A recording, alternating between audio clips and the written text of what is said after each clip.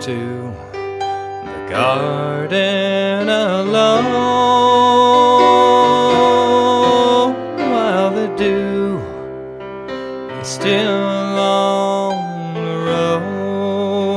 roses, and the voice I hear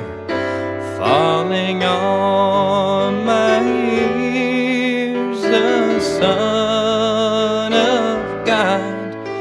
discloses, and He walks with me, and He talks with me,